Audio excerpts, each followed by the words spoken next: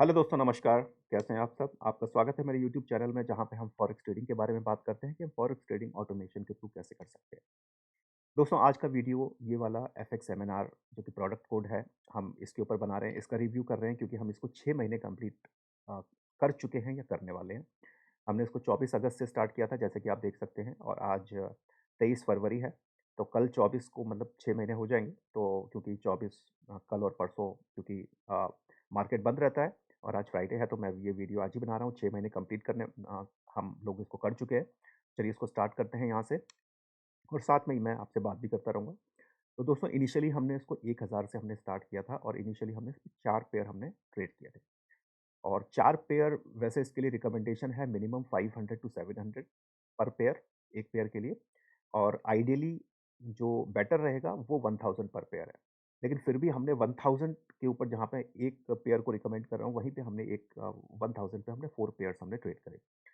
और वो 4 पेयर्स चूँकि बहुत ज़्यादा हैं लेकिन हम लोग फिज़िबिलिटी टेस्टिंग भी करते हैं कि सर्टेन काइंड ऑफ सिचुएशन में क्या ये मैनेज कर पाता है कि नहीं, ठीक है?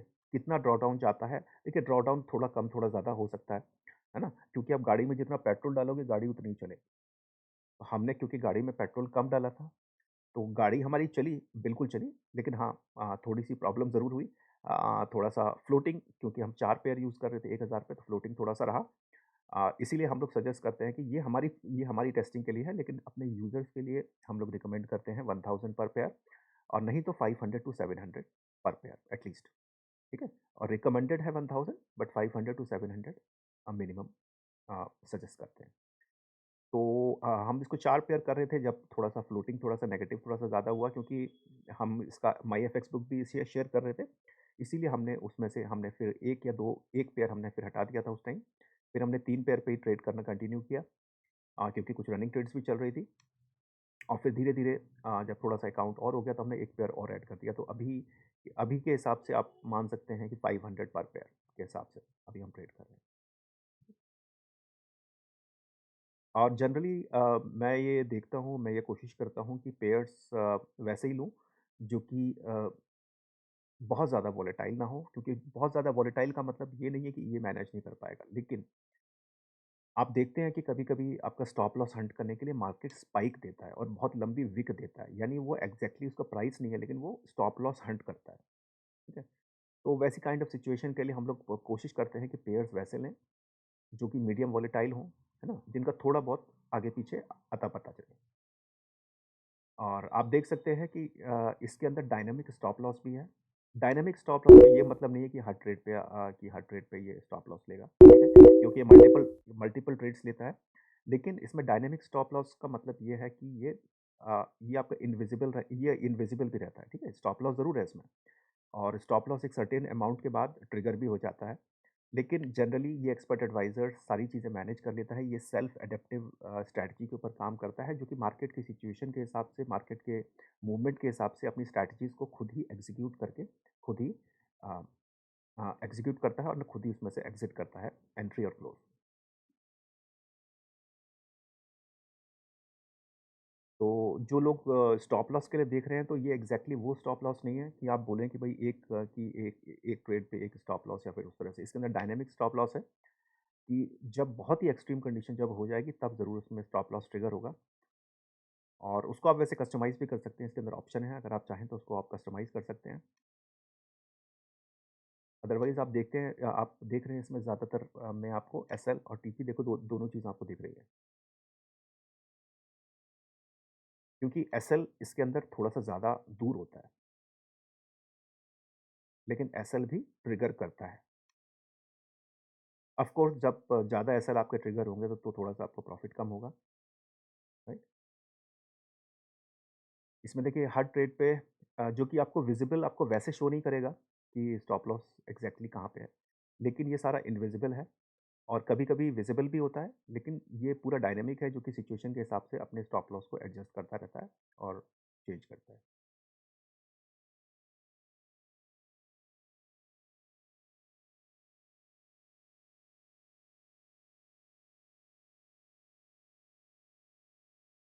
थोड़ा-सा समय लग रहा है क्योंकि 6 महीने का डेटा है, तो थोड़ा-सा बेयर कीजिए मेरे साथ।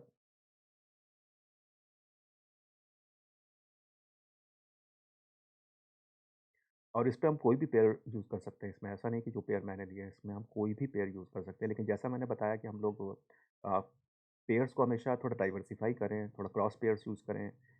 एक्ज़ॉटिक पेयर्स भी यूज़ कर सकते हैं, लेकिन एक्ज़ॉटिक पेयर्स पे कभी-कभी थोड़ा-सा स्प्रेड थोड़ा-सा ज़्यादा होता है, बट हम एक्ज़ॉटिक पेयर्स भी यूज़ कर सकते हैं, क्रॉस पेयर्स भी यूज़ कर सकते हैं, यूएसडी या मेजर पेयर्स, माइनर पेयर्स भी यूज़ कर सकते हैं। तो सबको मिक्स करके करें। वैसे हम माइनर पेयर्स और क्रॉस पेयर्स को अगर हम यूज़ करते हैं, क्रॉस पेयर्स अगर हम यूज़ करते हैं जिसके अंदर माइनर्स भी आते हैं, तो वो बेटर रहता है। यूएसडी के पेयर अगर आप यूज़ करते भी हैं तो भी 1 या 2 से ज़्यादा एक साथ ना यूज़ करें, क्योंकि यूएसडी जब का नॉर्मली वन साइडेड ही होता है। तो अगर मूवमेंट अगर वन साइडेड होगा तो आपके दोनों पेयर या तीनों पेयर जो भी आप यूएसडी वाले यूज़ कर रहे हो उनका मूवमेंट भी एक ही साइड होगा। लेकिन अगर आप मल्टीपल पेयर्स अगर आप यूज़ करते हो, तो उसमें एक चीज़ ये रहती है कि किसी भी तरह का मूवमेंट हो, एक पेयर के ऊपर या फिर एक करेंसी पेयर का जो पेयर है उसके ऊपर फ़र्क पड़ेगा, तो वो दूसरे के ऊपर अगर कुछ पड़ता भी है फ़र्क, तो उतना फ़र्क नहीं पड़ेगा। जैसे में इसमें आप देख सकते हैं, हमने हमने एयूडी का पेयर लिया है, एक हमने कैड का पेयर लिया है, एक हमने यूरो का पेयर लिया है। तो यूरो के हमने 2 पेयर लिए हैं, एक कैड के अगेंस्ट है, एक यूएसडी के अगेंस्ट है। तो इसको भी हम लोग क्रॉस पेयर्स कह सकते हैं, क्योंकि दोनों यूएसडी के दोनों यूएसडी वाले पेयर्स नहीं हैं। क्योंकि अगर यूएसडी के अगेंस्ट में अगर यूरो डाउन जा रहा है, तो कोई ज़रूरी नहीं है कि वो कैड के अगेंस्ट में भी डाउन डाउन जाए, ठीक है? यहाँ पे हम ऑस्ट्रेलियन डॉलर का हम कैड के अगेंस्ट कर रहे हैं, एक कैड हम स्विस फ्रैंक के अगेंस्ट कर रहे हैं। तो पेयर हम कोई भी ले सकते हैं, वो डिपेंड करता है सिचुएशन टू सिचुएशन और आपकी चॉइस के ऊपर भी है।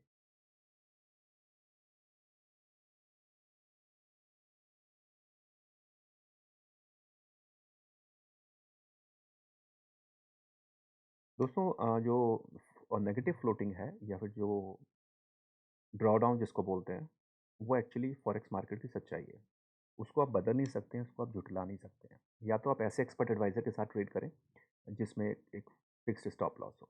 लेकिन फ़िक्स्ड स्टॉप लॉस में एक्चुअली ये ऐसा होता है कि आजकल का मार्केट ऐसा हो गया है, जिसमें स्टॉप लॉस बहुत ज़्यादा हंट होते हैं। क्योंकि सबको पता है कि लोग या फिर कोई भी एक्सपर्ट एडवाइज़र रेजिस्टेंस, सपोर्ट या फिर उस सब चीज़ के बेसिस पे काम करता है, राइट? तो उसमें सब लोग स्मार्ट हो गए हैं। तो वो जो ट्रेडिंग होती है, आपका स्टॉप लॉस हंट 90% केसेज़ में होगा, भले ही उसके बाद में वो आपके फ़ेवर में चला जाए। तो इसलिए स्टॉप लॉस थोड़े से दूर रहें तो वो बेटर है। लेकिन जो जो लोग बहुत ज़्यादा स्ट्रिक्ट हैं वो वैसे फ़ॉलो कर सकते हैं। देखिए, ये कुछ रनिंग ट्रेड्स चल रही हैं, मैं आपको रनिंग ट्रेड्स मैंने आपको शो कर दिए हैं, ठीक है? और मैं उसका माई एफएक्स बुक पेज भी आपके साथ अभी शेयर करता हूँ। मेरे को कुछ 1 मिनट का टाइम दीजिएगा। ये इसका माई एफएक्स बुक पेज है, ठीक है? और ये इसका ग्रोथ ग्राफ है, आप देख सकते हैं, ठीक है? ये इसका ग्रोथ का ग्राफ है, ये इसका बैलेंस का ग्राफ है, ठीक है? ये इसके प्रॉफ़िट का ग्राफ है और ये इसके ड्रॉडाउन का ग्राफ है,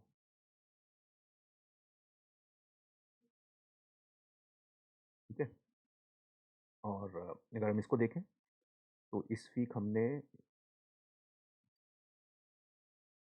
ये पता नहीं क्या हो रहा है, ख़ैर इस वीक हमने 1.40% किया है, इस मंथ हमने 7.09% किया है अभी तक, और इस साल हमने अभी तक 12.96% किया है इसके हिसाब से।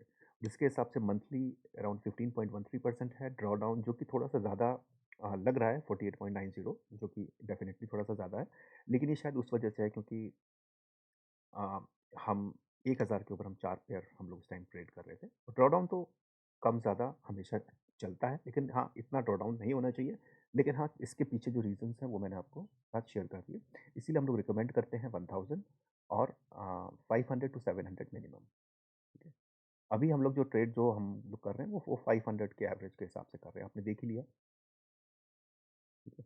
ये देखिए, आप इसको देख सकते हैं, जो भी स्टैटिस्टिक्स है, इसमें पता नहीं क्या ये कलर्स वगैरह क्यों इस तरह से आ रहे हैं। खैर इसका लिंक मैंने वीडियो के डिस्क्रिप्शन में शेयर कर दिया, आप उसको वहाँ से आराम से चेक कर सकते हैं। आपको जो भी चीज़ें देखनी हो, ये पता नहीं क्यों इस तरह से अभी आ रहा है। मैं एक बार इसको फिर से रिफ्रेश करता हूँ। हाँ, अब ठीक है, ठीक है? तो ये आप देख सकते हैं, जो भी है, ठीक है? और ये स्टैटिस्टिक्स आपके सामने है। वीडियो के डिस्क्रिप्शन में लिंक है।